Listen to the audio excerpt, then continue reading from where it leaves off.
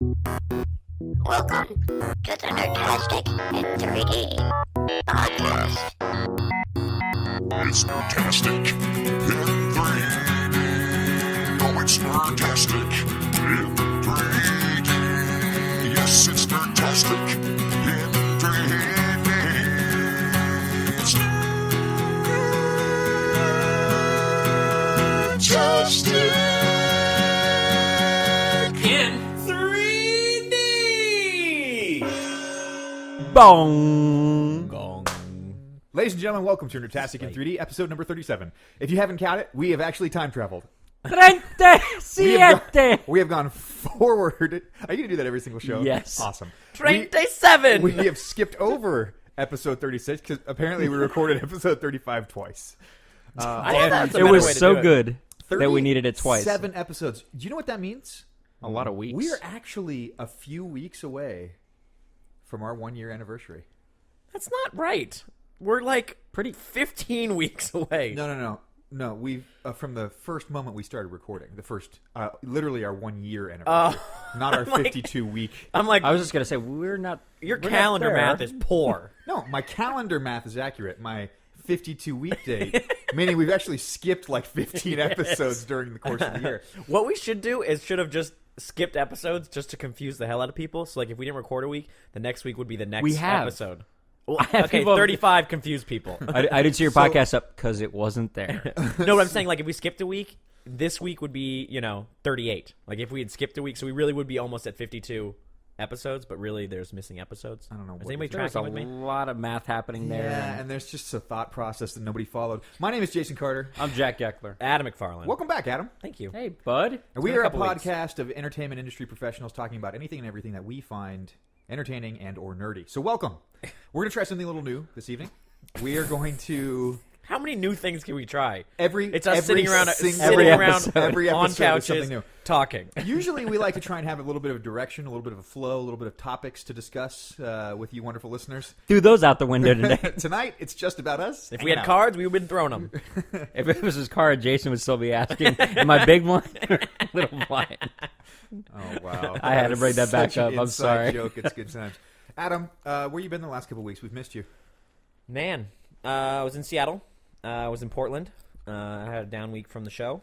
And so basically they said, hey, we don't have the money to pay you. So everybody needs to take a mandatory unpaid vacation, which was actually fantastic. Did that really happen? It really did. They're extending us all a couple weeks. So they were like, in order to do that, everybody needs to go down a week. We're gonna need you to go home. Yeah. So we're going to need you to just actually not come into the office. But if you could keep up on emails and phone calls, that would be great. Take one for the team. Yeah. But no, so I went up to, I got a buddy in Portland, so I went up and visited with him. He's just started kind of, he doesn't want to call himself the brewmaster because he doesn't have a degree. But he's coming up with the recipes for this kind of startup brewery called Heathen Brewing. Check it out on Facebook. It's in Vancouver, Washington. And so he's coming up with all the recipes. They just did a big brew festival in Vancouver where they, were a big hit. But basically he kind of met up with this guy that's kind of self-made millionaire, wants to do the brewing thing, doesn't really know anything about, recipes and the science of it. And my friend Rodney does, and kind of got in, and the guy was like, hey, if you work for free kind of for this first little bit, I'll give you a percentage of the company. So he's getting like, I think, I don't know what percentage, but he's getting kind of a stake in the business. And hoping to, by the end of the year, kind of be fully employed and brewing beer as a job. First question. Is Rodney making Chunks drool? He is not officially making Chunks drool yet. It's been talked about. Chunk being Adam's dog. My dog. Your 85-pound American bulldog. Yeah. So basically it started back for Rodney's wedding. He brewed, I don't know, I think 60 gallons of beer for the wedding and came up with 4. How far up would a swimming pool be filled if you poured in 60 gallons? Really not very much. Okay. Like a big pool or the baby one me and you dabble in? You probably would this- not be in safe the to jump into it. summertime. You couldn't jump into it. I would say I wouldn't jump into it. Would you Head get a first foot- or otherwise. Would you get a foot? No. What kind of pool? We're talking about a little pool. Could the girls drown? in the pool. like 60 milk cartons. Like, just imagine That's how a lot. That seems like a lot. No, it would fill up. It wouldn't even fill up the space in between these couches That's sad. at all. That's sad. Continue. But imagine ingesting that much. That's a lot of beer. But anyway, so he came up with 4 original recipes, and I was the best man in the wedding, and he kind of surprised me. I showed up, and he had named one Chunk's Drool, and had laser etched a tap handle with Chunk's face. It was fantastic. He gave me one. And let me say, your dog, Chunk, he does like to drool. He does. He's a drooler. The more I learn about him. I've had him almost over 2 years now. The more retarded I realize he is. And I used to think he just, like, American Bulldogs just drooled a lot when they drank. I honestly think he doesn't know how to drink. And so you'll see him, you can hear him anywhere in the house drinking water, because it's like, I don't know if he just kind of smashes his face into the bowl and then just hopes that some goes into his mouth. But, I mean, literally, it just fills his cheeks, and then he'll look at you, and it's just pouring out of his cheeks, and then he'll just walk He's through water the house. drunk. He's just walking through the house drooling. So you kind of, the second you hear it, you have to run over and try to towel off his face before he Drowns in his own drool. Literally drowns in his own drool. But I've digressed, and basically what I did, we went in a bunch of like the beer scene in Portland and Vancouver, and it was awesome. There's a big craft brewing culture in Portland. Oh, it's right? huge! Like, It's huge. big- We did stuff where we went to a whole place that just does sour beers. Like, I don't know if you've ever had a sour beer. We did it, Golden Road Brewery, right down the road when we were in the tasting room. Jason Did they do not. sours? No, they had in the back in the tasting room. They had done a batch of sour, and that was the first time I had ever had it. It's weird. Did you taste it, Jason? No. You would hate it, but it's weird. It's very. I thought it was good, but it's hard to explain because to me it didn't taste anything like It was like a beer. I guess what you would. juice. It was like a lambic. But anyway, like, so we did. It was awesome. We did these samplers, and you would order whatever, a few ounces, and we kind of all would try this whole gamut of all these sour beers. And I think you can say it across the board. Doing something like that, or really doing anything with somebody that's genuinely passionate and knowledgeable, makes almost any activity more interesting. Absolutely. Like, you go Completely out agree. and do the most mundane thing, and if you're genuine and you're not an asshole, like, and you're with somebody that is genuinely passionate about it, you can find interest in it because passion is contagious. absolutely. Let me bring this up. It just still blows me away how beer, in my eyes, at least in the last 5 years, has just blown up outside of what I remember as a kid, which was just my dad drinking Milwaukee's, the Beast, The Beast. or Miller Lite, like he still does, and always drinking it. But to what it is here and in Portland and just California in general, and now even when I go, when I went back to Florida and Vegas, it's just this epidemic now of everybody getting into this, and I it's think like culture.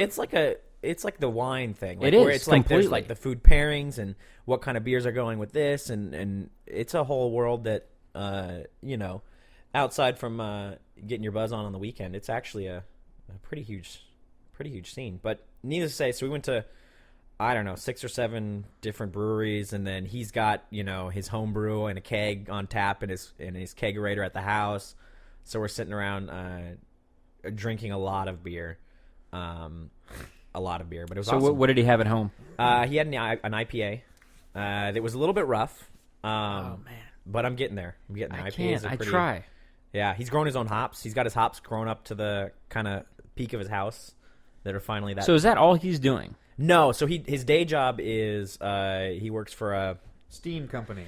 I say that, but it's not exactly right. They do like pipes They and make valves. steam. They do pipes and valves and fittings, I think, and he's like one of the salesmen. Hey. So that's his day job. Let me service your Steam needs. I think that's what his business It just card starts says. to go south fast. 'Cause That's my what head his- went into. So he comes over and lays pipe. Steam pipe. Lays steamy pipe. Jesus face. Steamy don't get pipe. it. Steamy pipe. Steamy. But no, so he literally is working like whatever 40 hours at this, and then 30 hours or 40 hours brewing every week For this guy. for this guy. Like it's this guy's house. I mean, he's built this garage, and I think he's got a 15-barrel system, which is, I mean, I'm learning about the brewing thing through him. It's huge, and it's to the point where he's got it set up a system where it can be monitored from his iPhone, like where stages are, where the kettles are, where Nice. the things are, and all this craziness. And It's called the Note app. And what he does is he writes down down notes. No, but it's pretty cool. So yeah, I did that and then went up and visited the fam in Seattle. So I can't remember last week if we talked about siggraph. I don't know. Adam, you wouldn't. I wasn't there. I don't know. Maybe no. Did we? I don't believe we did. No, we didn't because we were focused on. Yeah, we didn't. So I had the privilege of being sent to attend SIGGRAPH this year, which is at the LA Convention Center, and I will not tell you about too much of the fun technical stuff that was had. But I will tell you about one experience that I'm not sure I've told. Do you want to explain what SIGGRAPH is to anybody who wouldn't know what that is? Yeah, SIGGRAPH, which is SIGGRAPH, I believe, which stands for Special Interest Group Graphics. So it's basically there's these conventions that happen all over the place. There's the NAB, National Association of Broadcasters, which is like all this crazy broadcasting equipment. Then there's PAX in Seattle, which is like the video game for fans, and then there's GDC. There's all these different conventions all over the place. And for our industry.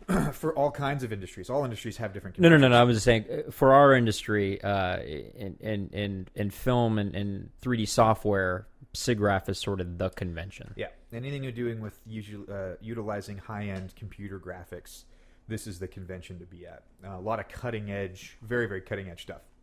So, I attended some interesting panels, had a lot of fun, but there's one experience that I just have to share, and actually really has nothing to do with SIGGRAPH. So I ended up hanging out with a friend of ours, Mr. Seth Lippman, effects supervisor at Disney, and Seth and I ended up having lunch together. And so we have lunch in the LA Convention Center has two little commissaries, which are like sandwiches. Did I tell you this story? I don't think we talked. This is good. I don't think we talked about it on the show. Right. Me and you talked about it separately, and I've been telling it like it's my own ever since. Yeah. Do you know this one, Adam? No, I don't think so. I think we have to tell this on You the have show. to. Yeah, you have to. It's amazing. So the two commissaries at the LA Convention Center are really appallingly terrible. It's basically like, here is a fridge full of soda cans, and then there's some pizza that's been sitting out for God knows how long. Yeah. It's like a trip to quality. It's like a trip to the pizza port at Disneyland. Hey, yeah, terrible. Don't knock that. Pump the We've all brakes. done that. Pump the brakes, guys. We've all been there. Pump the brakes. So you go in and you say, do I want a stale hamburger? Do I want old pizza? What do I want? So you pick what you want, and then you go up, and then there's a cashiers at the exit place. You can kind of go, we get whatever food you want, and there's two cashiers over or whatever off to the left. So I grab a turkey sandwich that had been sitting out for God knows how long. And 10 minutes. And this being Los Angeles, I hope this isn't too big of a generalization, but there's a very large population of Hispanic workers in Los Angeles. I hope that doesn't come across as too bad. Why? It's facts. It is. So majority of the staff that was working for the commissaries at the convention center were Hispanic ladies. And very, very, very, very sweet. A couple of ones we talked to. So Seth and I pick up our food, and we I can't even say this story with a straight face. We go up to the cashier, and we're waiting in the small line for the cashier to pay for our food. And I'm about two people. I don't even know where this is going. Because I do. I'm like, try not to laugh. I'm about two people back. Seth's right behind me, and we're chit chatting or whatever, and just kind of waiting. And the cashier, she's obviously dealing with the person, two people in front of us or whatever, and then right next to her is a lady that's, I think, in training. She's a Hispanic lady, and she's also I can't look at Jack when I'm saying this story. She is also in the commissary uniform. I don't know what the uniform is, but it's got a special apron, I guess. And she's a Hispanic lady, and I happen to glance at her and make eye contact, and I have never been so frightened initially in my life. This woman is staring into my soul. Like, staring. Have you ever had one of those moments where you're like, staring at you? Every time I look at that picture of you on the internet with the eye. Yeah, the eye of Sauron. Yeah. So I see this woman, and I kind of make eye contact, and I quickly look away because it's just so awkward. And I kind of like do that thing where I'm looking up at the ceiling, and I look around, and I say hey to Seth, and I look back, still staring at me. And I am like, and then as the second glance, she looks at me and she goes, "Hi, hi," and she reaches out and she goes, "Hi," and I'm like, I turn around and I'm like, who is she talking to? And all she can say is hi, hi, hi, and I look at her and I'm like, hi, and she then proceeds to like make this gesture, like she's looking, kind of gesturing towards her face, and she's like, "You." And she clearly does not speak English very well. It's good that she's very, in very customer broken, service. but she's in training. I think She's doing it Training right. for English? and I no for the cashier job. And so I look Customer service. Who's going to teach her she's, English? She's standing right next to the cashier. So I look at the cashier, and the cashier is bright red, embarrassed. Just bright red, embarrassed. And so Is she spewing out just Spanish at this point? it's kind of like Spanish and then an occasional English word. And Like I hi. took enough Spanish to kind of like get bits and pieces of what she was saying. And Burrito, taco, nacho. what she did basically, what I picked up on in the Spanish was basically, she said something about a famous movie. She kept saying famous movie over and over, and then she kept using guapo, which I think means very handsome. Yeah. And I'm like, okay, and I kind of just do that thing where I smile and nod, and she's just staring at me the whole time I'm in line, and we're probably there for like 4 or 5 minutes, just waiting to get up. Like, is the line not moving at all at this point? Not at all. And so I'm just standing, and then she just kind of keeps saying like, and she keeps talking to me like conversation, and she is so excited, like her face has lit up. I hope this doesn't sound at the sight of me. Like she's ecstatic to see me. I have no idea who this person is. Never seen her before in my life. And then I get up to the cashier.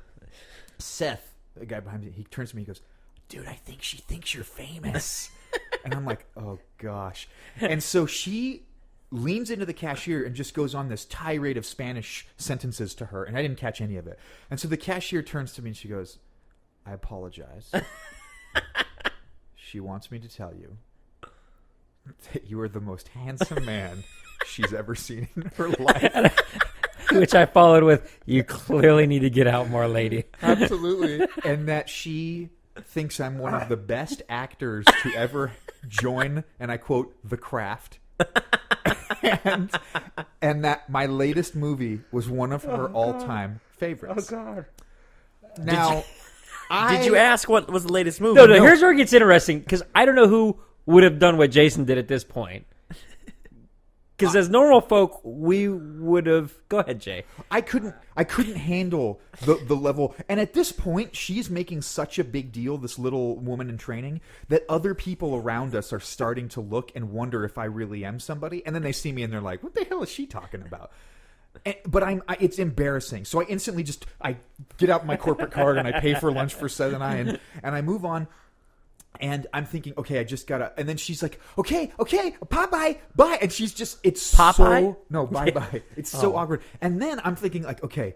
And I look at Seth, and Seth is just cracking up laughing. I'd be losing and I turn to Seth, and I'm like, "All right, buddy, come on, let's go." I thought we were done. I thought the experience was over at this point, and I was just pretty desperate to get out of it. Not with your biggest fan.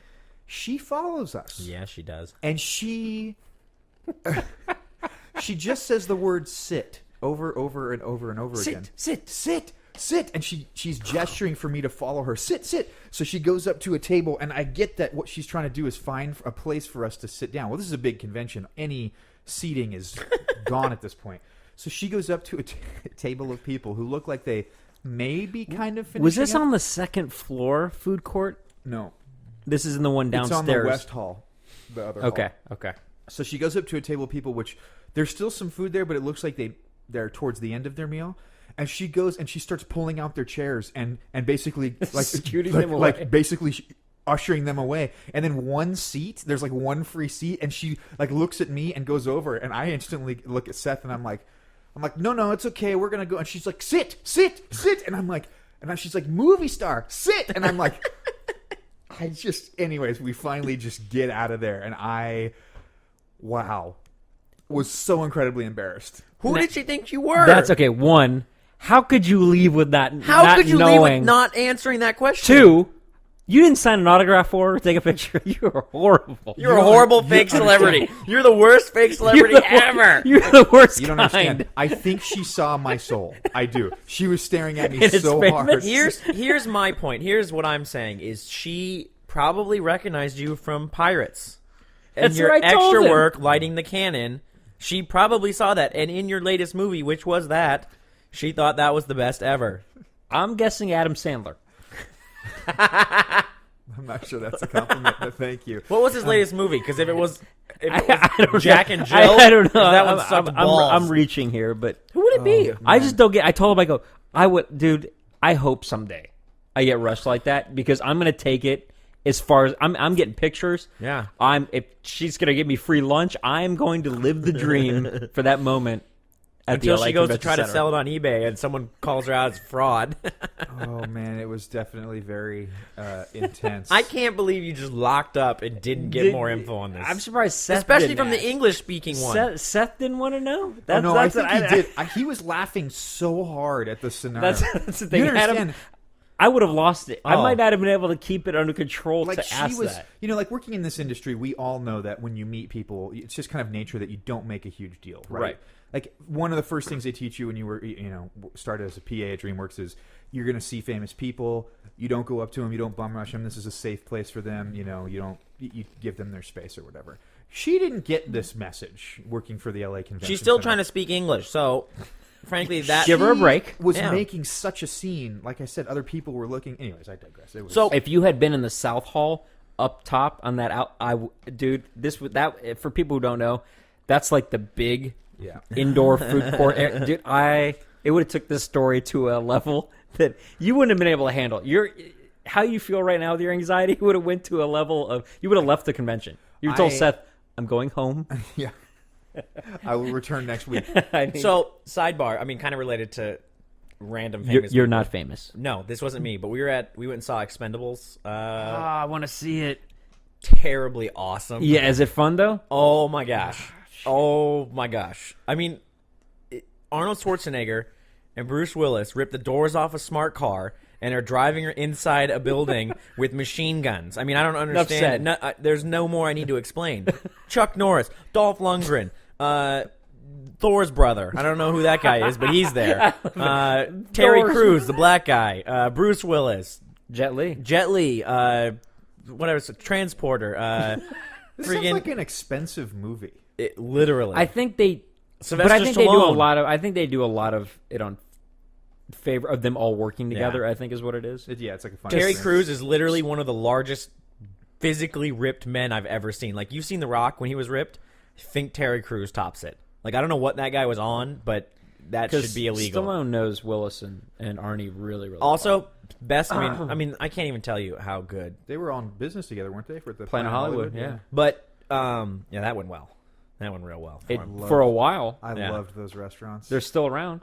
terrible food. It went like this. Like, it went like, and now they got a hotel, don't they? Oh, the hotel, yeah. Yeah, but it's no, been so the bought best out. I think is they don't own it anymore. No. the best is Stevie Stallone wrote it. Yep. Sly. But anyway, that's not the point. So we're at the ArcLight, Sherman Oaks. Stevie Stallone. I don't think it's gonna stick, but anyway, so we're at the ArcLight. We've all been drinking. We're down there hanging out, and there's this large group of 14 to 15-year-old kids, and I think their parents, like, all taking pictures around. We're not sure who was the center of this thing, and so we're all sitting there trying to figure out who was the famous person in this scenario. Because you're looking around. We're looking around. I don't recognize any of them. I could it's a Disney. It could be a random Disney star, but one of the guys we're with, Bryce. I don't know if you met Bryce. He was at. Have you met Bryce? Nope. I don't think It's I Van's have. friend back from Minnesota. Tell but, him I'm still angry at him sending the intersect to Chuck. Yeah, it's fine. It's not. Joked it wasn't that good on the online when you told it to me yesterday, so I don't know why we're pretty bringing funny. it to the public I'm pretty forum proud here. of that. I'm pretty proud of that. So we're in the theater. No, we're outside. We're like in the big down by the Cheesecake Factory. All right. And Bryce literally just walks up to one of them and goes, "Really, really love your latest work," and just shakes his hand. We're not sure if he was the famous one or not, and then leaves. And they were all kind of sitting around like, "What the?" That's pretty funny. But I was like, "That is awesome." And I don't. Hi. Yeah, he's like, "Hey, really big fan of your latest work." That's the thing. There's so many of those child stars now through Nickelodeon and Disney. Yeah. that you would just never know. Yeah. We're a little outside that loop. Me and Jason, unfortunately, having young little girls. Yeah, but we know. Yeah. Maybe you would have recognized this guy. But who knows? Or girl. Or someone. I don't know. This could be completely old news at this point, but I heard something interesting. That apparently one SpongeBob SquarePants feature animated film was not enough. What? And that Paramount is currently making part 2. Part 2. SpongeBob. I didn't even know there was a first one. Yeah, I know. Sorry I brought that up. But speaking of Arnold Schwarzenegger, yeah, have you seen the trailer for his official comeback movie? Yes, it looks awesome. What's it's it like called? it's not First Strike or something like that. Border Town? I don't know. No. I'll look it up. Look it up. It looks fantastic, by the way. First of all, it is very. There's something nostalgic about There seeing really him is. back. Hell There yeah. really is. Even old. However, there is one moment. He goes, I'm too old for this. I'm too old for this. No, that's a dumb. No, he joke. says I'm back. He says that there's a play on that one. There's a But the part that just made this trailer for me. So the general idea of the story, as far as I can tell, is there's some. They're close to the border. Yeah, he's a sheriff of a small town, very small Last town. Stand. He's a sheriff of a very small town close to the border. Oh yes, and there's a cartel of something. I don't know if they're human trafficking or drugs or something. It's drugs or money. But they're going, and it's got they're going to pass through It's the got town. the guy who played the Russian guy in Armageddon. Yeah, the crazy guy. Oh, Anyways, he's good. But I just specifically. So this is the idea. So this cartel goes through this final Forrest town. Whitaker too, and he's like the final stand before they make it to Mexico or Canada or wherever they are. But all I remember about this trailer is there's one shot where someone at Johnny Knoxville, yes, he's in it. Yes, is I love driving a school bus. Yeah, and the school bus drifts, and as it's drifting, the emergency exit back door flings open, and Arnold is right there with a Gatling gun shooting out of the back of a school bus. I don't. Do you have a problem with any of this? I don't No, understand. Okay. I just said the moment I saw that, I'm like, "Yep, I need to see this film." Jeez, let's call it a film. It is a film. I'm with you. Just the fact to see them sort of back. It's apparent he is much older now, and I think I think Sly pulls it off a little bit better. I don't know, dude. I don't know. They look like they were hit with a truck. They don't run very well. It's not. I mean, it's kind of sad, but awesome. Bruce is still looks put together. I mean, he's still got it together. Sylvester Stallone, with whatever plastic surgery he's done, he looks pretty haggard. The juice, man. Yeah, he looks pretty haggard. But it's like, I don't even want to. I mean, I don't even want to spoil anything, any of the moments. But like, are they expendable? No, obviously not. But like, Chuck Norris's entrance is probably one of the single greatest entrances of any character in any movie ever. Like, well, one because he's fucking Chuck Norris. Yeah. Oh, it's like I remembered he was in it, and he doesn't show up till a little ways in, and you're just like, fucking yes. Hey, Chuck. Chucky. Let me ask you guys this. Did you watch as kids? Did you watch, like, I was obsessed with these kinds of movies when I was younger. Walker, did you watch? Texas No. I did not. No. See, I didn't clearly watch already on the wrong. I didn't watch Mission all of Impossibles. Not Mission like Impossible. The show? No, I'm like, sorry. no, like Missing Chuck, in Action. No, Sorry. I didn't watch a lot of Chuck Norris's movies and like those kind of campy, I did, like however, B action. I was movies. obsessed with Yeah. this. Is Steven when I was a Seagal kid. in this movie? No. He's the one not in it. Yeah. He was potentially an action star there for a while. Yeah, he was fantastic. He was an action star. That ponytail never really sold me. Are you kidding No? me? He puts a freaking pool ball in like a napkin. I don't know how that works, and then just beats the shit out of people with it. I think it was a paper napkin. I don't know how it stayed in there. It was back before they used recycled paper. Oh, it's a little thicker. It'd give now. Yeah. You heard it first on Nerdtastic. Don't put the pool ball in. Yeah. It's busted. So as much as it pains me to bring this up, there don't think it has does. been a release for Modern Warfare 3. Oh. Let's talk about that. I know you'd That is love to talk about that it. is worth talking about. And it's worth and talking if about you because played it, you would like it. You would like this. You would. It is such a single serving dose of that game that you can do anywhere from 2 to 5 minutes. And you, I don't know. I lasted one round. I was going like crazy. No, I looked at your top scores there, Sunshine. 7 million? I think your max was 7 minutes. Oh, time wise? Yeah. It feels That's like what a I'm talking lot about. longer. The game type was on a Call of Duty Elite drop. The game type is called Chaos. It's a new game type mode. And it's sort of like survival mode. But like constant. Way crazier. No, it's not waves. It's constant. It's constant feeds of enemy and dogs and juggernauts. Yeah. On 4 maps right now. It's on Resistance, Dome, Village. And the subway one. The one with the Yes. the train and the train station one. Right.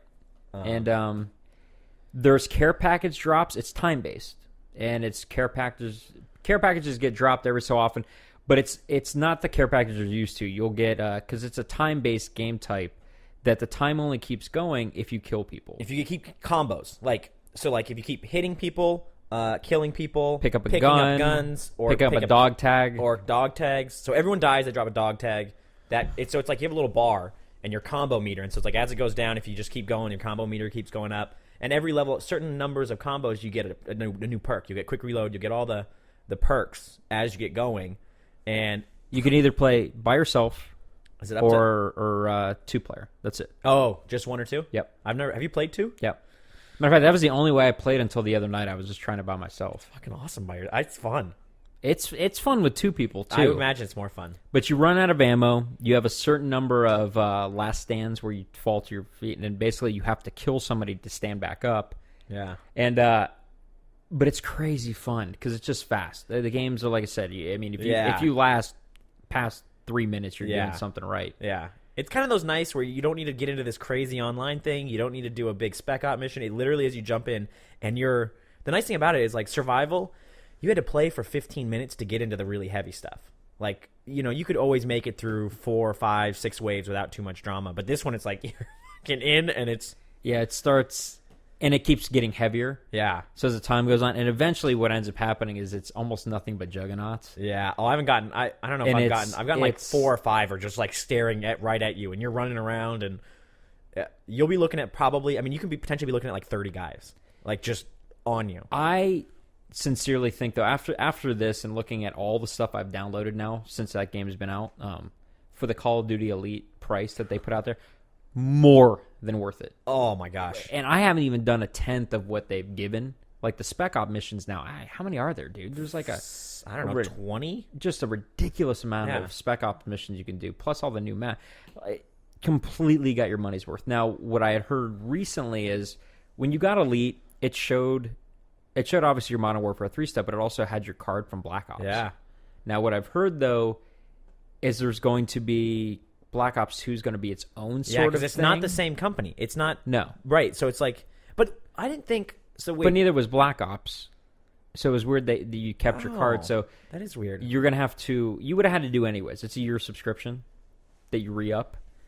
So you'd have to do it anyways, but from what I've heard from people is you have to get a new subscription to... It's not going to be. It's not. I don't know. I don't know. That's what I heard. I heard it's just not going to transfer over. Or it's not going to have the same thing, which kind of sucks because I think that it'd be fun to keep all my data in one spot. I think it works really well. Yeah. But so keeping this freight train rolling of Call of Duty.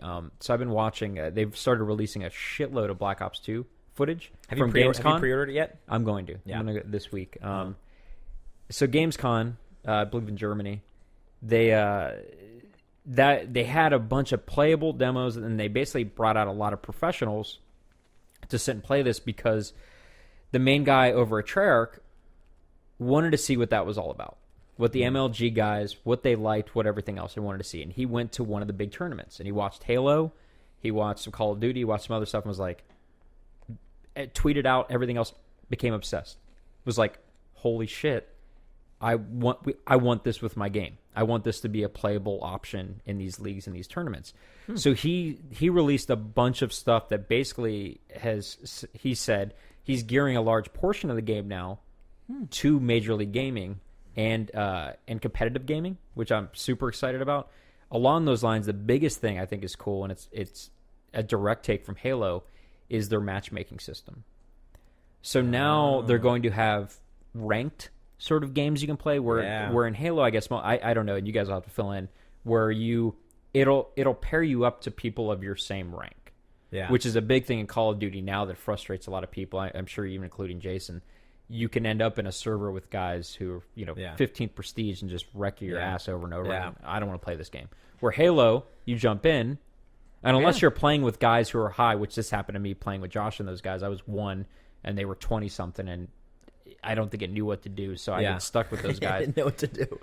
But for the most part, it's going to, if you play those game types, it's going to put you in with people of your same ranking, which I think is pretty awesome. And it might even go. Did Halo go even a step further? That was like ranking and even looked at wins losses. That looked at other. No, that's info? exactly what it's going to look at. So it had at. secondary filters where it's like, okay, he may be ranked 20, but he has, like there's ways it looked at that. I know it'll do wins and losses. They've already stated. I'm not sure about the rest of it. Which is sort of key because it'll take groups and teams and clans like the one I'm in it'll make it much more competitive, even in, let's call them pub matches. Yeah. That when you jump in, but they're going to have live streaming now. That's actually built in through the Xbox. Yeah, you don't I have saw to that. have an external device, which is kind of interesting that they're going to incorporate that.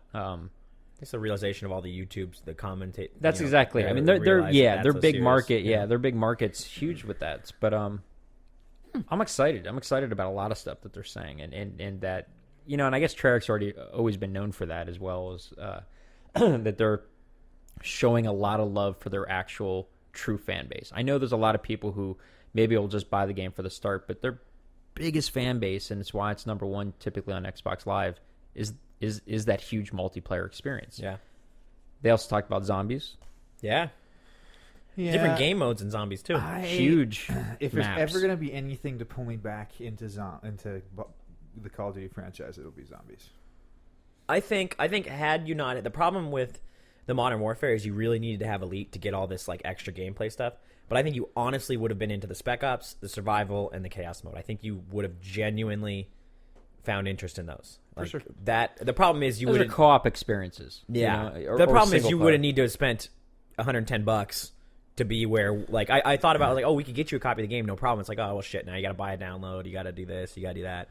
And it's like, you're not going to do that. I'm just impressed that they actually followed through and gave. I thought it was like was overstating what they were probably going to give when they offered it. They're like, Call of Duty Elite's going to cost you with the game. It's going to cost you $125. I'm like, man, this God, really for a game.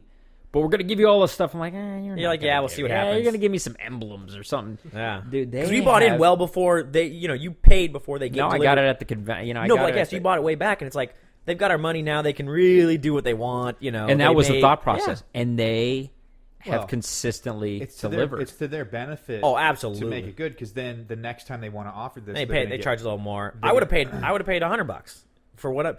It's gotten to the point where I'm still like this last drop, because I was doing a lot of the challenge for getting 1,000 points, and so I was behind on stuff. But all of a sudden I'm like, shit, there's more.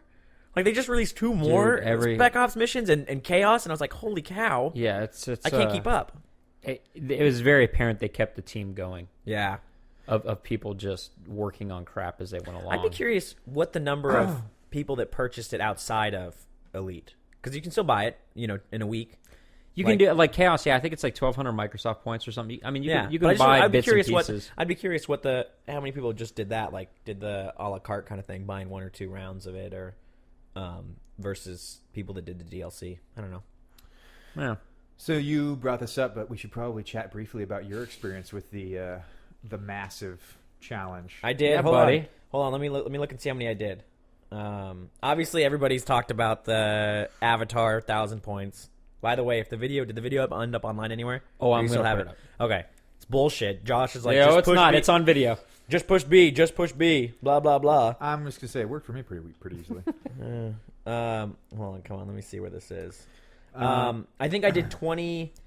You were the other person who actually went over. I did over 1,000 before the Avatar. Right. I was at like 1,080, and I played. Yeah, it was a lot of Modern Warfare. Because luckily I hadn't. You hadn't got all. Those. I hadn't. Well, I hadn't beat the story.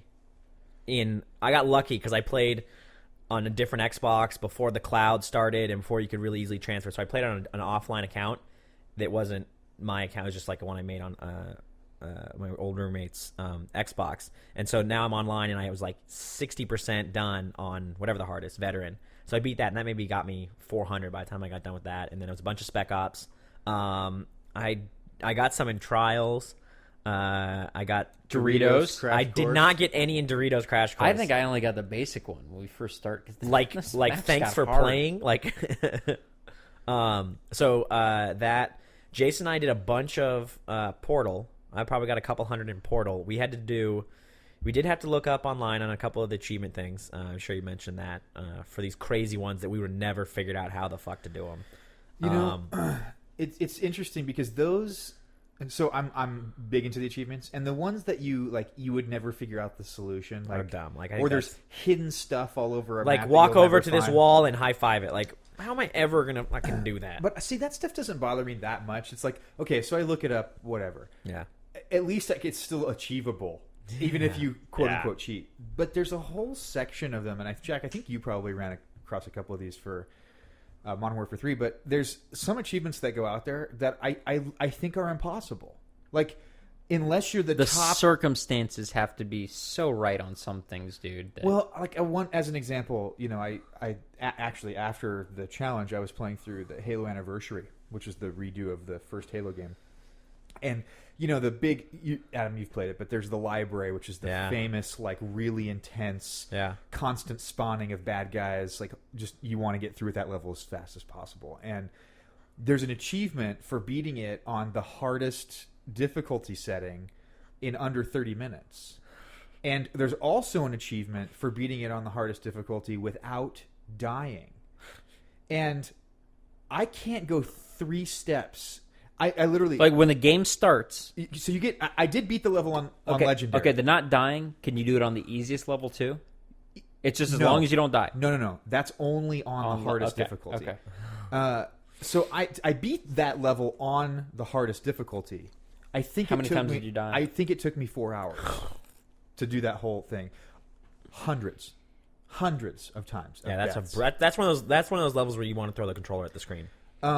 However, it's like the favela in like Modern Warfare 2, where you just every fucking corner you go around, you're dead, and then you're stuck at this respawn point where it's like you're stuck, and you're like with I'm low dead. health. Or I'm dead. whatever. Yeah, like it's like no. It's just but there's these things where, and I got to the point where I beat. But people do them. I think I got 950 gamer score on that game, and there's 4 left. And those 4 that are left, I just honestly, I sat there and I thought about it for a second, and I said, there is no way, and I've been playing this game for the last 2 weeks, there's no possible way I will ever be able to get this. And I know the spawn patterns, I know the map layout, there's just no way I will ever do it. Did you go into YouTube to see if anybody's done it? Which I'm sure they have. Oh yeah. I mean, did you see how they did it? The biggest one is achievementhunter.com tells you how to get every single achievement. I mean, they'll put the true difficulty of how hard is this to actually achieve thing next to it, and like the ones that I have left are like, you know, impossible. hardest of the hardest achievements that are out there. Did you see how the guys who did it? I saw one, and it just, I don't know how to describe it. He just ran and shot at the right times and ran. He just did it. I don't know how to describe it. I was watching one of those, we were watching whatever, and I just went in my brain, I was like, because I was watching one of them for Modern Warfare, for one of the Spec Ops missions, just like to figure out how many helicopters there were, so I knew how many to knock down. I'm like, how many times did that guy record and talk about it till he got it right? Like, because he's very accurate, and he's talking about, do you think he just does it and then goes back and talks about it? It's like when my commentary, you do it, and then you go back and then you talk over it. Yeah, you only take the take that works. There's no way in hell you're recording live. Yeah, but I'm still saying, like, I want to know how many times they're sitting there, like. I'm actually, speaking of that, dude, I've been thinking this week, I might, just because it's at the tail end and I should just get the shit out of my hard drive, I recorded, at one point, a whole Prestige. Holy shit. So every game I played during this one Prestige, from 1 to 80, I recorded every single game. Wow. Holy crap. And I kept them in directories like 1 through 12. That's and cool. Then I got in this head. I'm like, people on YouTube have been doing it a while. They call it most of them call it a Road to Commander series. And I was like, man, that's kind of awesome. And that is interesting. I want to put that up there. So I'm trying to decide if I just want to put it up, or if I actually want to try to go back. Talk over highlights. Yeah, talk over like these the guys highlights. tend to do it live. When they do theirs, they tend to actually just talk over their game as they're doing it. How much footage? Oh, you'd have to. Each game would have to be a YouTube upload, probably. And how many games do you think? How much total footage do you have? Just rough guess. Oh fuck, dude. Hours? Hours. Yeah, easily.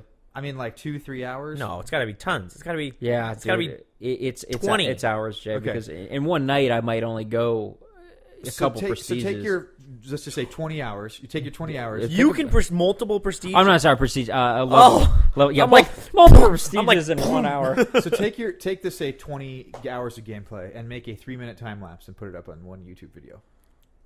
Like put it all into Premiere and then just speed up 400%. Yep, and then it won't let you speed it up enough, so you'll export it and re-import it and speed that up. It'll be good time. It'll be good stuff. The quickest prestige ever. Yep. So I'm thinking about putting it up. I thought that might be cool. So I think it's going to have an area where people will be genuinely interested in it. But do you think I'm curious if people? Yeah, I'm curious if it's worth talking over those. Or just putting them up. I think you need to talk over the highlights, like the big moments where it's like I did this, like because you get to the moments where you're starting, you hit that. Oh, there's ones that are just which is why I did it. I wanted to show people, even though I have a pretty good KD and I'm pretty good at the game. I wanted to show the moments in this game that people don't.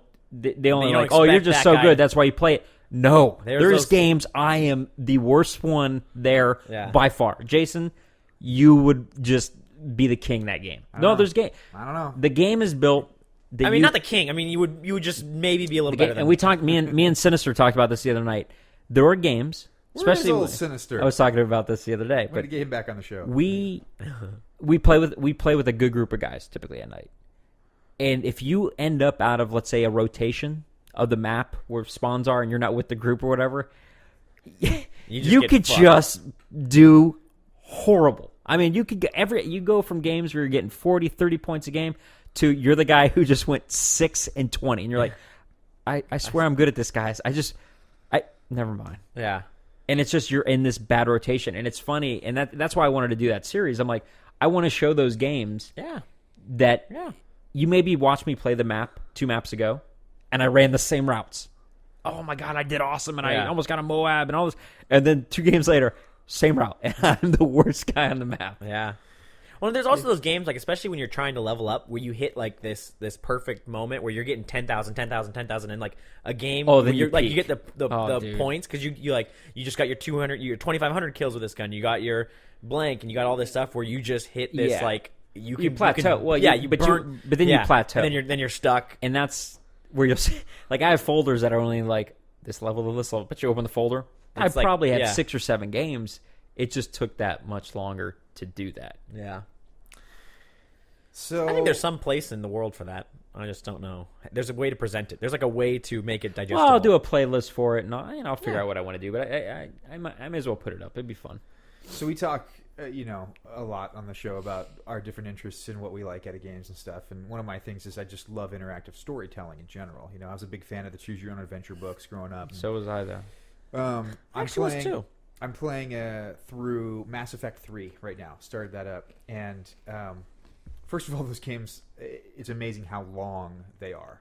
But second, it's amazing to me the system, and I don't know what to call it, the artificial intelligence system or logic system that's been set up with the story, in that it remembers and will, like, I'll be playing through the game, and there'll be dialogue that will come up about choices that I made in the first one. So it's like you can the first Mass Effect? Yes. So does it have to be on the same account, like a same? Yeah, you gotta have the save. Like, you have to have the save stuff. And you have what to have you all do that is stuff. when you start a game, you play as a character, the Mass Effect game is a lot about making choices. It kind of forces you to make choices. You're in a situation you can only choose to save one person. Who do you save? And that affects the story going forward. Well, for one game, that's interesting.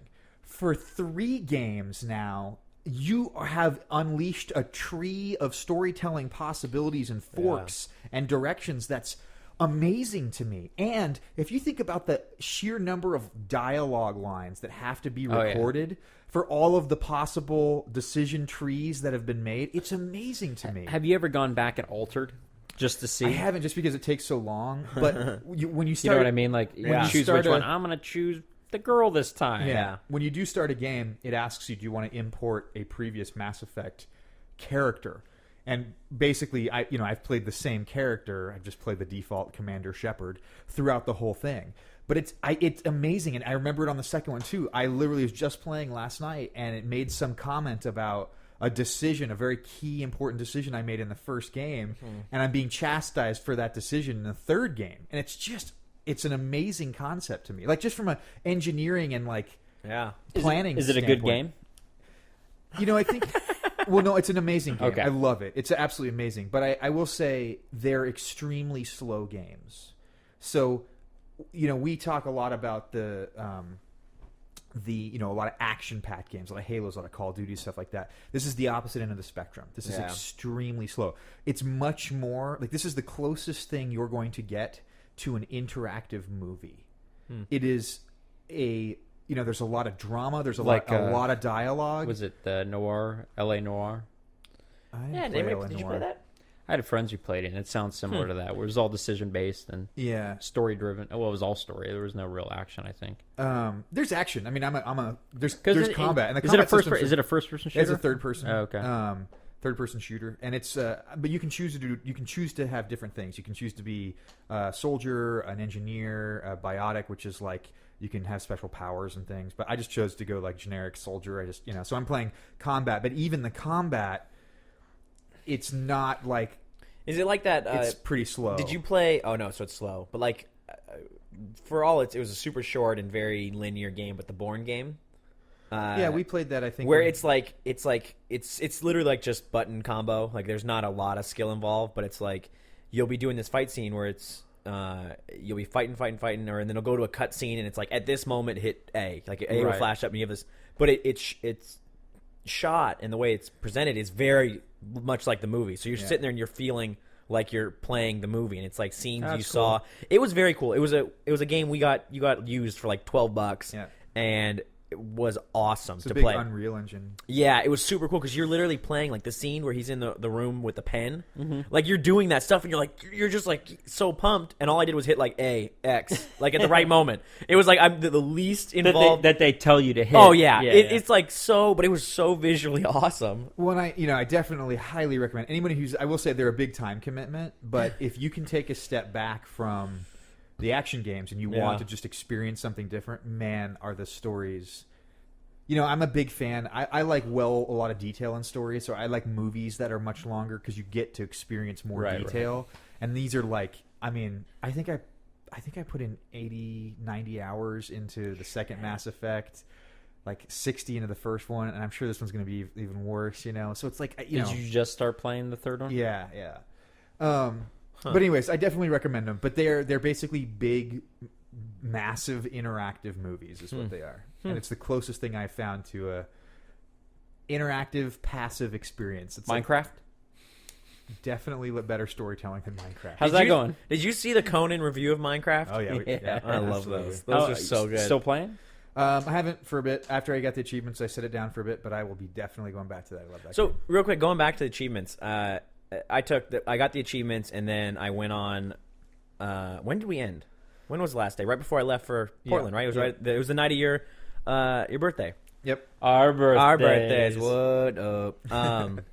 But yeah, so I hadn't played in whatever, a week and a half, almost 2 weeks. And I got back on and I was like, all right, what achievements I'm going to get right now? Oh, I guess I don't have to get any achievements. It's kind of like, well, now what do I do? Well, now I can have fun. And then, so I logged on on multiplayer, and I was playing, and it had been so long. I was doing terrible. I'm like, man, this is dumb. I'm turning it off. Should have gone back and gotten more achievements. And I turned it off. Because we weren't on. I know. I want to steer us into a little bit of a serious direction. Sorry. I'm going to admit it's a little bit of a dark direction, but it's something that I stumbled across this week. A lot of dark stuff happened lately. I know. It's something that happened this week. It's not happened, but an article that I read. It's really sat with me and not in a good way.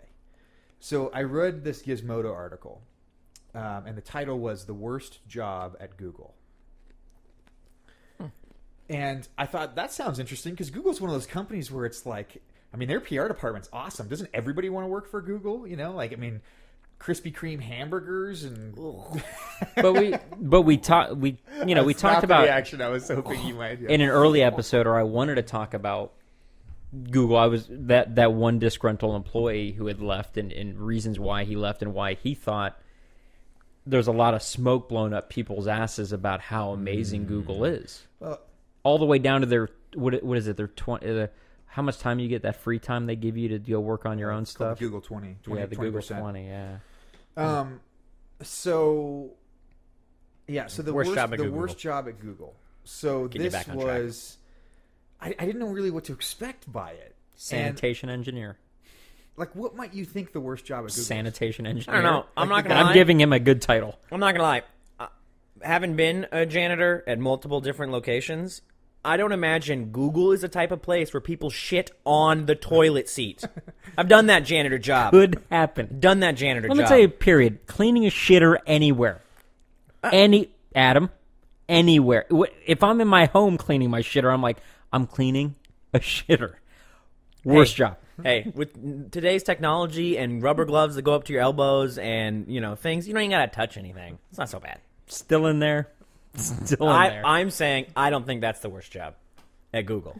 So you think cleaning the toilets, Jack? I guess it may be the worst job at Google. It's not the worst job. Thank you. Okay. So you think it's the worst job? No, I don't know. I don't think so. Hold on. I got to think this through. I got to really dive into what I think would suck. It would suck. If these guys are sitting on their thing, they're sitting getting their massages in their fancy ass massage chairs, and you got to go clean shitters. Do you think I don't get the massages? Do the janitors not get the 20%, the Google 20, to work on their own projects? I don't know the. Do they not get to do their own projects? Do the janitors get the Google 20? Yeah, I'm gonna go. Why wouldn't they? I'm gonna go. What if they want to work on their own projects? If any of our listeners work at Google, please write in. How might that look? Like, I'm gonna go clean toilets in a different building? Actually, you don't have to do it related to your job. I have a friend whose boyfriend works at Google. We need to research this. I want to know if the janitors. Adam, come back me up. I'm trying to think. The shitters even at Google is a shit job. Here's my point: it would not be. It would no pun intended. No pun intended. It would not be the worst. Well, okay, maybe it'd be the worst, but it wouldn't be so bad if you got all the perks Okay. still. Like, do you get to hang out in their brain lounge? Do you get to lay in their foam pit? Really derailing the conversation. No, now. and I know we're probably not even close because that wouldn't make for good conversation. So, Jason, burst our bubble and tell us legitimately what the worst job, and not legitimate rape, legitimately the worst job. So the that's another story for later. The article is basically an interview with a guy who was a contract worker. And his job was he had to screen anything that was uploaded to any Google service, whether it be YouTube, searching for pedophilia, necrophilia, bestiality, beheadings, any of the darkest stuff that you can possibly imagine. He had to look at all of it and view all of it, and he had to deem not appropriate and pull it off. And wouldn't you just what's the line? Yeah, how much do you got to cut a head off? Like, just a little bit. Exactly, that's my point. Yeah, where's the line? Outside the obvious. Like, what about spooning with an animal? So this guy, like, what about just some gentle? Well, Adams wouldn't get uploaded. Gentle spooning, because frankly, it ends up in the middle of the night. Chunk and I end up spooning. It just happens. Can I also derail us again? Where I think I told you guys, but I don't know. Obviously, it didn't come up on the podcast. But again, I have a very large, honestly, Down syndrome, doggy Downs dog, and loves. I made the mistake when he was like a 12-pound roly-poly dog to let him sleep on my bed, and not only let him sleep on my bed, sleep wherever he wanted on my bed, which often was on the pillows. For a while, he still reversed this, but loves to go under the covers.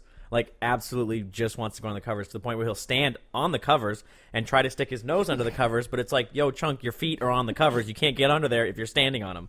But anyway, so I've had to stop that. But literally, I'm sleeping, and I was really tired. I'm super out, and I wake up, like, kind of gasping for air because Chunk is laying on the pillow looking at me, and I'm breathing in his exhaled air to the point where we are alternating breaths, and I am like now choking because I'm just breathing like CO2 from my dog, and I'm like, ugh. And I wake up, and he's just like staring at me, lying on my pillow, looking at me like, "What's up, dude?" Inappropriate would be flagged by said person. So anyway, so that's his job. Yeah. So he was. The interesting part of the article was it goes on and it's an interview with him, and he was a contract worker. How is that not a full-time job? Well, and that's the thing. He wanted to become full-time, and Google wouldn't hire him full-time for whatever reason. And they didn't get into too much of that in the article. However, he did say one thing. At one point, like he thought he was okay with it for a while. Oh. And at one point, something happened, and he was trying to keep it away from his girlfriend and not bring it home and stuff. And then what do you mean? Like what he would see? Yeah, like he just not tried to bring the story, about it. not talk about it, exactly, right? and just leave it at work. And he said for the first couple months he thought he was okay with it, and then something happened that triggered him to think maybe he might need to go to a therapy session. So Google paid for one therapy session for this guy, and the woman, his therapist, showed him miscellaneous random pictures and asked for his initial gut reaction. Gosh. Not Rorschach, not like the ink blot stuff, but like real pictures. And he said he realized there was something really, really wrong with him, and he was in a really dark place because he saw a picture of a father or a father holding a son's hand walking down the sidewalk, and his initial reaction was, that's messed up. That's really gross. And when that was the first thought in his head, he's like, something is seriously... And it was just like a sweet, innocent little photo. And he's like, something is seriously wrong with this. And then Google, and this is the part of the story where Google refused to pay any more therapy. They because he was contractor. I guess, yeah. And so I guess they were like, you can, and the government paid for some, and he, then he left. But it got me thinking, like the article wasn't, to be honest, that interesting, but it got me thinking that there are people who work at Google that have to screen YouTube for the darkest, most horrible stuff that goes up. Like, how does that work? Does it get flagged by some system and then sent to their desk? Does somebody see it first? Like, that's something I'm sure. Does somebody see it first and then it goes to them to deem it? I don't think they screen everything before it's approved to be viewed by others. I don't think that's how it works. You think it gets flagged? I think it's a combination of, there's probably some kind of auto thing where it's like, if there's like a title, if someone's an idiot and titles it something, that gets flagged, or because your video is pretty quick. Like, there's not somebody at all. I mean, I'm sure there is people 24 hours a day watching stuff, but unless they have thousands. I mean, we've heard the stats on how much content is uploaded. That's my point. Like, how big a team could you have? I mean, you have to have, other than software, physically sitting at a desk watching. And what's even crazier along those same lines are the guys when they've had these big raids where they've busted these pedophile rings. The team who has to sit there, who's looking for like missing children, they have to watch that. Yeah, and that's the rough, dude. To me, that was like, can you imagine that there's a job? And I take that for granted every day. I use Google every single day, and I take that for granted that people would put that up there. Well, I know there's horrible people that would try, but it's more than that. There's somebody who has to screen for this stuff. You would think. I mean, I guess it's probably someone's like kind of sick, twisted goal to get it into YouTube and get it through the cracks. But it's like, there's so many places out there that don't care. Like, is it really good? Is the goal to get it on you? Well, it's probably like a lot of this stuff I think is illegal. Period. No it's insane. Where you are. It's insane to me that it drove him insane. Well, insane, but yeah, I mean, to a not dark place. Yeah, I mean, into a very bad place. If you're starting to see images like that, and your instant thought is the worst, that's kind of insane. I mean, I certainly say this: for the rest of that man's life, he will have images in his brain that he will never be able to get out. There's a handful of those images we've all already seen on the that internet you can't that I will unsee. never get out. It's called Requiem for a Dream. No, worse. Oh, there's worse on the net, buddy. But there's some bad ones in Requiem for a Dream, dude. There's some bad ones. That movie is rough. And that, but there's some rough images. One of those main guys was in a Disney film. No big deal. I'm drawing a blank. Princess and a Frog. The guy that plays the bad spirit. Oh, yeah. This is the black guy. The guy that goes. I was gonna say. Now, do you know what his name is? Ass. Keith David. Yeah, I believe his name is Keith David. And David Keith David, I think. I don't know. One of my biggest crushes is part of said Ass to Ass. Jennifer Connelly. Oh, I love her, dude. She's a babe. Yeah, that's rough. That's so rough. Here's the main. Could you do now? Here's the question. I mean, obviously, do you think they disclosed right off the bat that was exactly the job title? They talk about it in there. He said that when he was because I'm sure they don't post that. They said that he worked in political something or other, some kind of poli-sci political area, and Google somehow found him. And all it said nothing came up in his interview process about this. All it said was that he would potentially be screening YouTube stuff for sensitive material. That's all it said. And I'm sure it's not just YouTube; it's all their services. Right, it's right. But search, it's everything. I'm thinking poli-sci. I'm guessing in his head, he's maybe thinking other stuff. Political, unrest, this kind of thing. They want me to fish this stuff out. At what point do you think they told him the nature of what he maybe was going to be seeing? Maybe after the first day when he actually saw it. I wonder if he's even sitting around people who could have warned him. Like, hey, this is are you prepared for about what you're probably going to see? Huh. Man, could you do it? Oh, no way. Are you kidding me? Couldn't even close. Could you, like, if that was, had no other job, and you want to break into Google like this kid, he was right out of school. There's not a chance. And this is a dream job. If you sat down day one, and then they told you, once you sit down, hey, this is what you're going to be doing, would you that second get up and leave? Absolutely. Okay. Absolutely. I mean, if I say I didn't know... I probably could do it. Yeah, it would be like here's $1 million. See, and I don't think I could. I don't think I could do it. It would take probably what it would take, because me and Adam obviously have seen a bunch of fucked up shit on the internet. It would take either an image, or it would take something during the course of that first day probably to be like, and that did it. Thank you. I'm gonna now invoke the Google 20, and I'm gonna do my own thing. See you later. I thought I'd seen everything. You clearly showed me the other way. Yeah. Now I have seen. I have seen everything. But then the next day you're like, I thought I did. Now I have, for real. No, this time it's for real. I have seen everything now, for real. So, but the serious question though now is do you think I don't think this question's going to be very serious. The janitor would be worse? Jack? Do you think being a janitor suck? It's a different kind of suck. The one obviously is one's not going to really fuck your brain up. Well, here I have a dilemma with this. Both you have images in your brain that you can't get out. No, I know, very true. But here's the dilemma with this: we need that job. Yeah, absolutely.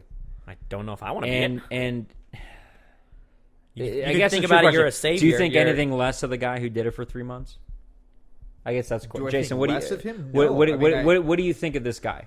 Because you were very clear. You said if you had sat down and then you're at the desk getting ready to start your job. You've gone through orientation. You've ate at the free lunch and you got your Krispy Kreme burger. You got your Krispy Kreme burger. You had a massage. That's what turned me off. You've sat in the Zen room. They put you on a squishy bouncy ball chair, and you're like, okay, Jay, here's the deal. A bunch of sensitive stuff's going to come through. We need you to flag it, and it could be anything. It could be, it could be. But they sell it to you as you're a hero. Like you are. You'd have to. You are, a hero. Saving the world. You are doing. There's no way. You are doing the internet a favor. Yeah, you're doing the world a favor. The internet. The billions. What favor has the internet done to me other than just waste my time? Look, and as soon as they say the words, you're up. As soon as they say the words, the possibility of things, like I'm guessing, right? And that's what they say. They say possibility. Here's a form of things that you may or may not see.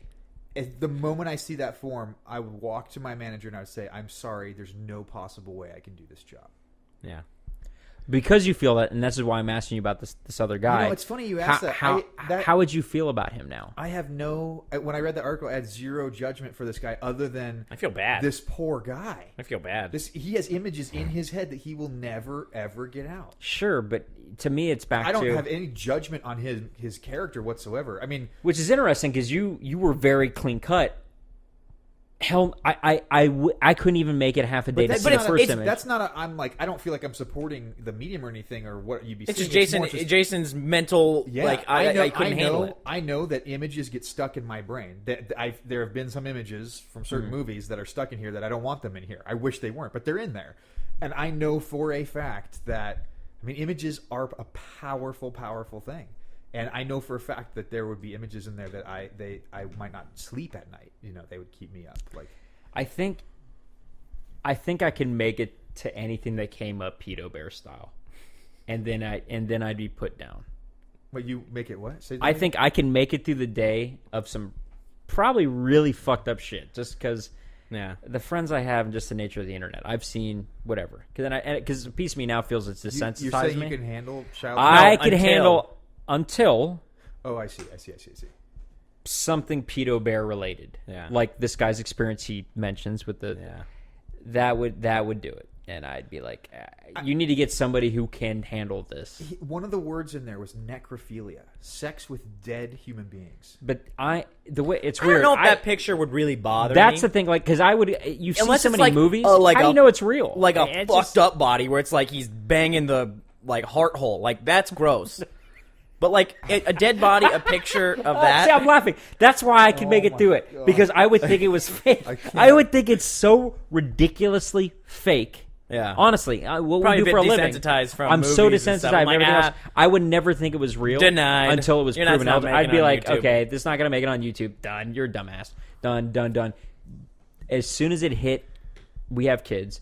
As soon as it hit home like that with me, okay. I want his nuts. I want to know the dude who did it, and I want his fucking sack. Yeah. But then I don't know. It's weird how I'm feeling right now. I'm actually feeling kind of angry. I might switch into some weird, crazy fucking police mode. Yeah. And be like vigilante style. Yeah. Well, no. With the IP address. No, but like, this. well, that and like, yeah, exactly. Like, hell no. Yeah. Because I keep leading back to somebody has to do it, and I'm glad whoever the poor son of a bitch is sitting doing it. Yeah. Hey, buddy, hats off to you. Well, that's kind of how I feel. Like, I'm so glad that there's somebody out there. I'd rather be doing something else, though. Maybe the shitters? I'm telling you, there's something cathartic.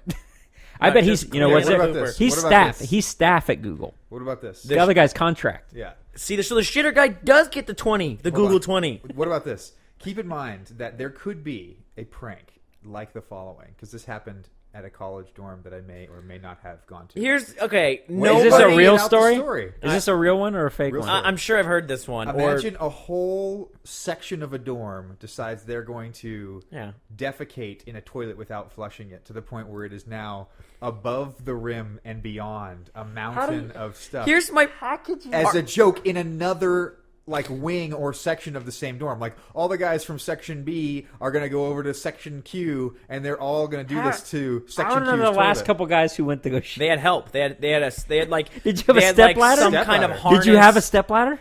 I'm not saying I was a part of this. I was not. The guys. I might have been an RA in a dorm where somebody did this. Here's what I want to know is, I mean, first of all, I don't think you can equate college dudes to employees at Google. Like, I don't think they do that prank. I went back to necrophilia. I don't think Google employees do the prank where you shit in a manila envelope, slide it under the door, and jump on it so it splatters out under the door and That's just a goes good one. everywhere. I've never heard I of don't that. think Google employees do that to each other in their cubicles. I don't think that's part of it. Could it happen? Probably. But then that's different than janitor. I mean, maybe that goes into like maintenance that has to clean shit All right, off. Jack, this is story for you. I can't believe I forgot about this story before, but I was resident assistant in my dorm, so you're kind of in charge of a group of guys.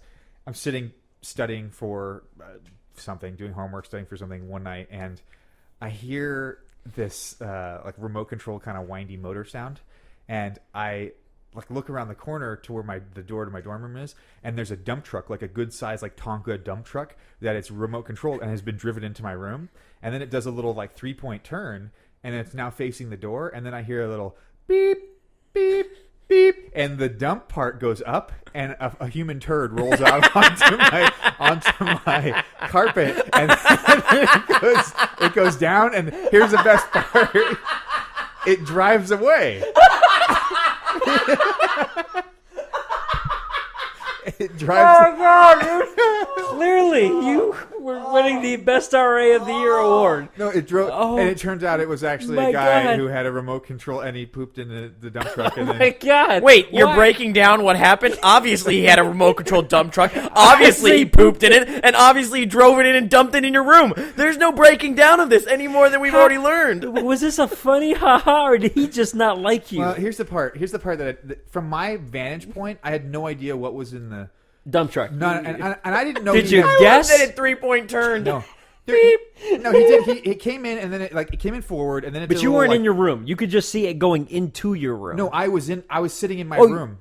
You saw it come in. But the room was like a big L, so I was like in a different part. So I kind of just saw it, and then I saw it do the 3-point turn, and then it was facing the door again, and I was kind of like, what in the world is this? And right about the time that I'm getting up, I hear the beep, beep, and then the dump part of the dump truck goes up, and then that's when I see this little rolly. I'm glad it was a solid one. That was, it was nice. solid. Can you imagine pure liquid, just a straight? That's fantastic. Where were they had advantage that they could see? Was this a friend? Down the hall. Yeah, I mean, it was one of the guys on my dorm. Yeah. That's so good. That one's really good. I have a laugh like, oh, dude. That's fantastic. Touche to this fine sir. Yeah. I kind of want to do that now to somebody. To one of your roommates? I don't know. Maybe at work. Now, here's the thing. Do you put Google on the pedestal? For places you to as work? a person, yeah. Either one of you guys. I don't know enough. Like, as the place to work. I don't know. I think there's a lot of merit in the Forbes Top 100 list. I think that companies make it on that list for very good reasons. Having worked at a company that's been on that list several times.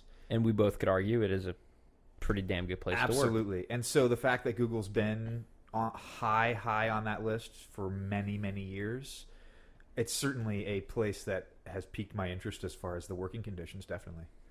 Yeah. I don't know that... Have you applied? I have not, no. Have you? I haven't, but I've been curious about the process. They don't have anything in LA, do they? It's pretty... Yeah. There's one in Santa Monica. They have something everywhere. Yeah, I guess that's probably true. You have a good friend who Their works legal for... services are... some of their legal services are in Santa Monica, actually. Well, on that note... But would you work there? At Google? Yeah. Sure. Yeah, probably. Not in that specific job, but... I mean, I'd do janitor work, probably. Sanitation Engineer. Yeah. Would you be a tourist with I was a one master of the backpack custodial arts. Street View backpacks? I'd do that shit. That'd be awesome. What is it? The Street View Is cars? it the one that they're doing inside now? Yeah, where they I haven't They're seen it. backpacks. They're big backpacks. I've seen... Are those I saw- actual employees or contract just I feel like yahoos? those guys are contract. Maybe. They probably don't get the Google 20. No. Your 20 is you can walk into a different building. I saw them across from... I used to work like right by Universal Studios, and they were going into a little pizza parlor. They were asking the guy, is it okay if I come in and do this for Google? Hey, speaking of pizza, did I tell you guys the pizza joke? No. Oh, never mind. It's too cheesy. Jason Carter. You can't... Ladies and gentlemen, this has been Nerdtastic in 3D, episode number 37. You can't follow up poop dump truck with that piece of crap. 37! They say 7! We have to end on your terrible pun. Ladies and gentlemen, my name is Jason Carter. I'm Jack Eckler. Adam McFarlane. Good to have you back, Adam. Thank you. And thank you for joining us. We'll see you next week. See ya. Bye, balls. Nerdtastic in 3D.